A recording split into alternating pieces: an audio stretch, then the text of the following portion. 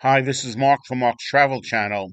This video is a review of the Viking Rhine Getaway on the Viking Einar. Let's first take a little walk around the ship. Here we are walking into the lounge past the bar. This is where the port talks are, as well as any entertainment. The lounge leads out to the Aquavit Terrace, which is an alternate dining location on this ship. Next, we'll move into what I'll call the lobby.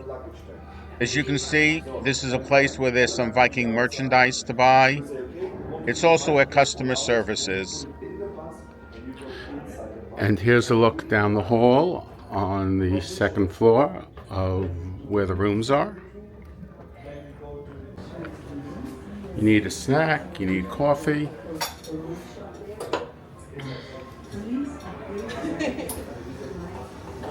Breakfast at the Aquavit Terrace.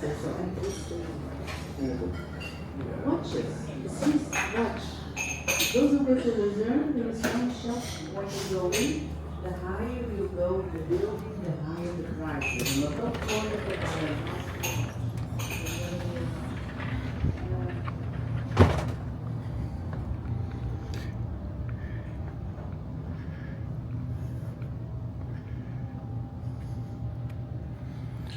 and here's the outside part of the Aquavit Terrace. We have miniature golf, we have shuffleboard, and have a little garden. Let's do a quick what does our room look like. As you can see, we're on the lower level on what some people call an aquarium room. You can see if I go towards the window, we have a nice view river level. We have a mirror. We have a bed. We have a closet. We have a TV, which, by the way, hasn't been on since we saw the safety video. We have a closet. And of course, we have a facility with a walk-in shower. Let's move on to the places we visited. In addition to this summary, there are more detailed videos for most of the locations on this trip. We start in Amsterdam. One of the things we did there was take a canal boat tour. It cost us about 16 euros. In Amsterdam, remember, look left, look right, listen for the bell, and you still might get hit by a bicycle.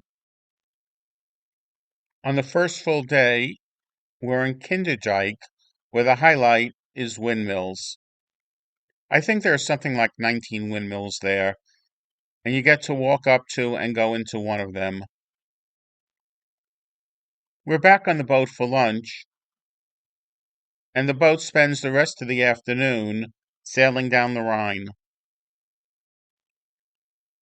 There are relatively no bridges. On the way we pass some ferries and some beaches.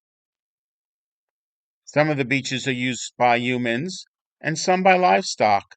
We also pass some more windmills on the way down the Rhine. In Cologne, it's a full day into the evening. The boat lets us off on one side of the bridge. We walk across the bridge to the cathedral. There are something like several 100,000 lovelocks on the bridge. The included tour does not take you into the cathedral, so if that's what you want to do, you have to come back on your free time. During the tour, the boat moves to the other side of the river where we go back for lunch. As I indicated earlier, the boat doesn't leave Cologne till sometime in the evening, so there is a chance to get some good night pictures. By morning, we are in Koblenz. The included tour was a walking tour of the old town. The tour did not give us enough time to take the cable car up to where you can see the confluence of the two rivers. We did have some free time for shopping or exploring. And of course, Koblenz would not be complete without a short video of the spitting boy. After lunch, the boat went down the scenic portion of the Middle Rhine. Viking gave Not us exactly maps, in and the front, tour it's gonna be manager from the west, but provided if you overall look up the hill commentary in as we front of went us past and then a castles little bit on both more sides of the boat. towards the right, you see a These white videos are just a taste of roof what we there. saw. I do have a That's the separate roof of video a that special provides festival more area. pictures from down the Rhine.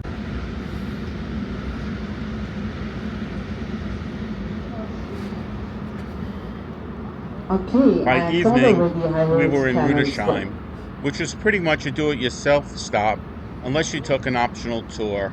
let me We know already had our you have an included tour idea at what that's Koblenz all in the about. morning. From where we were docked, it was a bit of a hike into town, but there was a lot going on there. It was Saturday night, and there was some kind of either festival or concert in the town. Speyer, one of the places that claims to be the birthplace of the pretzel. Even here on the church, note that the figure on the right is holding a pretzel. It was a Sunday, so just about everything other than restaurants and gelato stores were closed.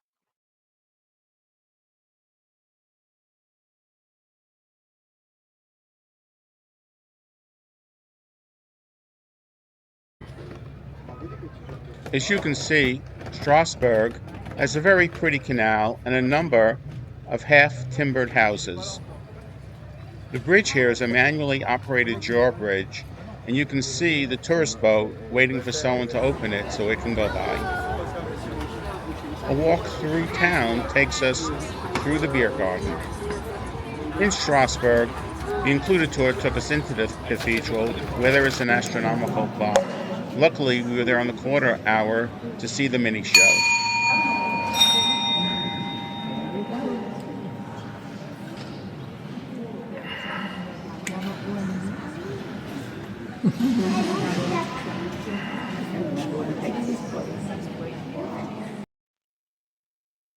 We took the optional tour to Colmar, France, where we had the choice of taking the petite train or doing an in-depth walking tour. We chose the train. As you can see, more half-timbered houses. Colmar was another instance of the center of town being pedestrian only, so the bus had to park a fair distance away, and it was a bit of a walk to get back. We got back to the boat in time to gobble down lunch and head off to the Black Forest. There were several demonstrations or walks you could go on. Pictured here is the woman making a Black Forest cake.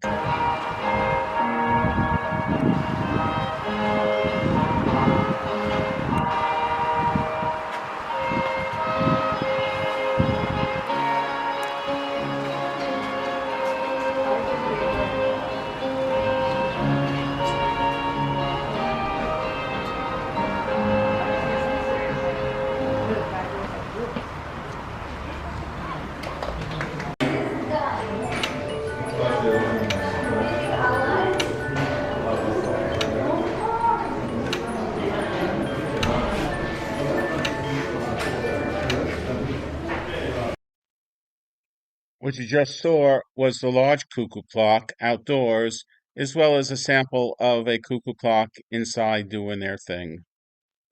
I'm going to close by showing pictures of a couple of menus.